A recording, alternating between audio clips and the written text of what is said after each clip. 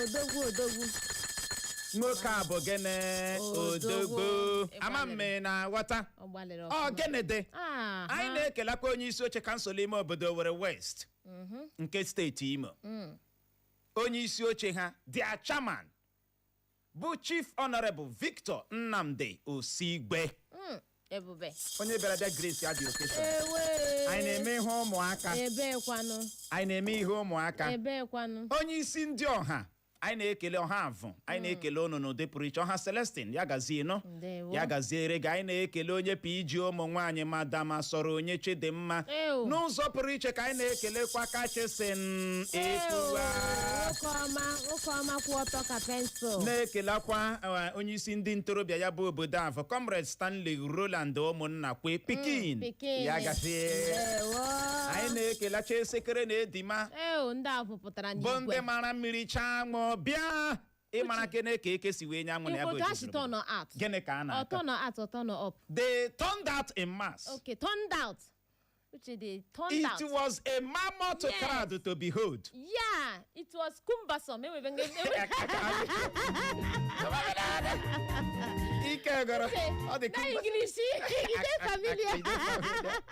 Ọ dị cumbersome ozugbo. Gịnị ka a na-akọ mana ikpeazụ nwaanyị abụrụzi onye mabutere ya bụ ojezu obodo nwaanyị nọ na di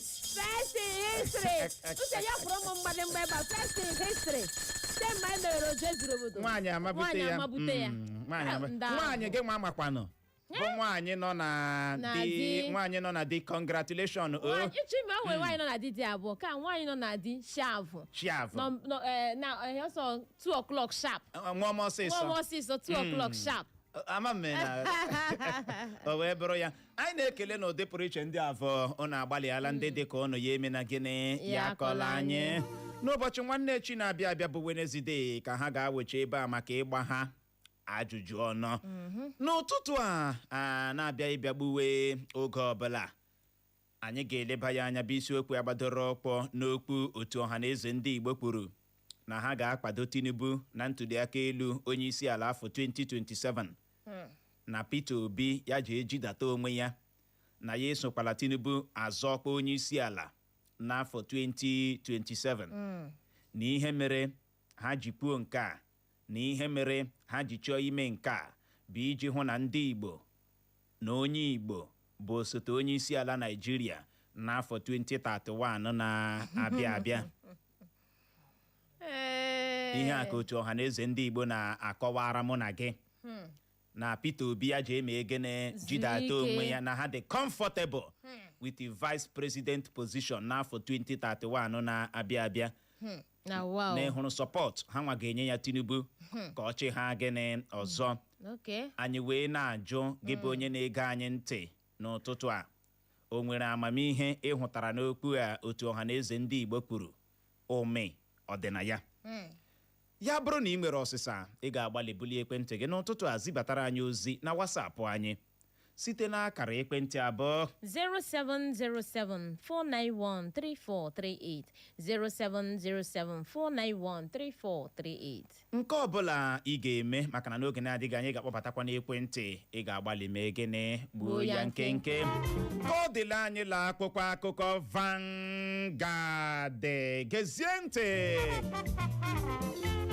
dịka ụra ji na-anaghị aga ọnụ n'anya n'ihi ntụtegharị akụ na ụba ala anyị bụ economic reform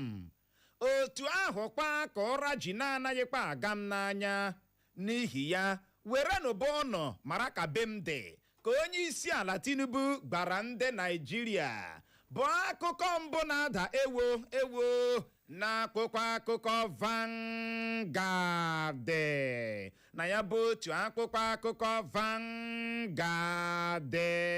ka anyị hụkwara akụkọ a bụ nke kwuru na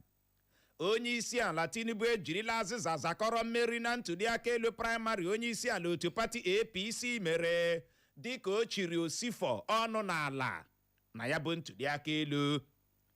anyị buru ụzọ kwaso ya iko n'ike tupu anyị egbuo ya ka ndị gburu ya bụ nwaanyị na-agụ ihe ọmụmụ nọọsịn na steeti Imo kwuru bụ akụkọ ọzọ anyị hụrụ n'akwụkwọ akụkọ Vanguard. Na ya bụ otu akwụkwọ akụkọ Vanguard ka anyị hụkwara akụkọ a bụ nke kwuru na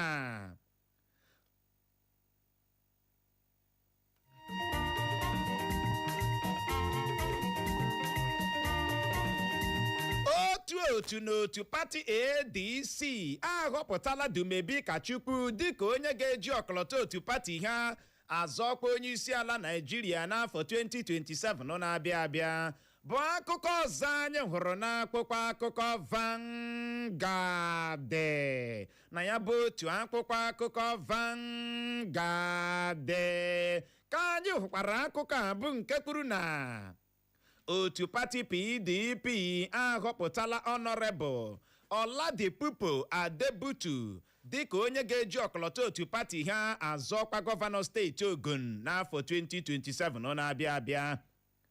Otu pati PDP akpọpụtala onye bụbu onye atọni jeneral na onye minista na-ahụ maka ikpe ziri ezi n'ala anyị bụ Chief Michael Owando Aka dịka onye ga-eji ọkọlọtọ otu pati ha azọkwa gọvanọ steeti Benue na ntuliakaelu afọ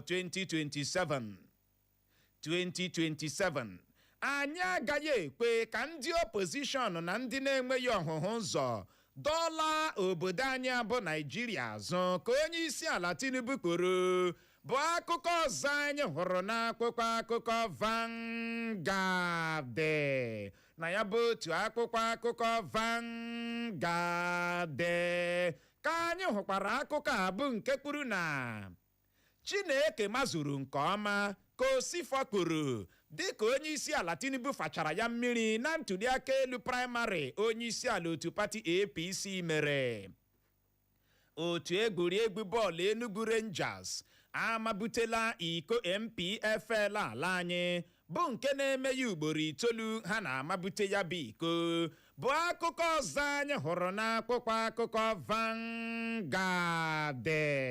Na ya bụ otu akwụkwọ akụkọ Vanguard ka anyị hụkwara akụkọ a bụ nke kwuru na ndị agha ala anyị na ndị oyi ọha egwu Boko Haram egbujiela ji ma gbajie mbazụ na steeti Borno ebe ndị agha ala anyị gbawara ha aka ma napụta ha mmadụ dị 92 92 people bụ ndị ha tọrọla atọrọ. 2027 obi iko n'elu adịla o dịka Shetima na ugbu a na-agba ntị ịmara kene onye Tinubu ga-ekwupụta dịka onye ga-abụ osote ya na ntuliakaelu onye isi ala afọ 2027. Ọ bụghị gị nwa mere Buhari onye isi ala Naịjirịa, ọ bụ mụnwa lụrụ ya bụ ọgụ ka Amechi kwụsịrị onye isi ala Tinubu. Onye bụbu onye atọni jeneral ala anyị na onye minista na-ahụ maka ikpe ziri ezi n'ala anyị bụ Abubakar Malami enwetala mmeri dịka onye ga-eji ọkọlọtọ otu pati African Democratic Congress bụ ADC azọkwa gọvanọ steeti Kebbi. Uche ihe nọ n'ime ya kemgbe echi enwere ihe ọzọ na-agba mgbadamgba na-agba n'ala anyị bụ Naịjirịa enwe onye kpọ ya ihe anọ kemgbe oge na ntuliakaelu primaries ya dọrọ ebe a a na-asị onye ka enwetala mmeri onye ka enwetala mmeri. It's all right. Ịma na ngwụcha izu ụka gara aga ka onye isi ala Bola Tinubu nọle onye nke bịara ịma ya aka n'ihu na ntuliakaelu praịmarị onye isi ala otu pati APC mere bụ Stanley Osifo faa ya ka onugbu majini ka nkụ Chineke uche he majini na wọta gịnị ka a na-akọ ihe votu na wọta 10 million and Chineke mee ka onye isi ala Bola Tinubu nwetara ji kụjasịa ya o Stanley Osifo onye nke ahụ apụtara ya ya apology. I am sorry sir. I'm very sorry ịpụta na-amaghị aka n'ihu. Nna m ekwebiri ikpo Tinubu si ị nwere lọk afọ gị ifugo m gị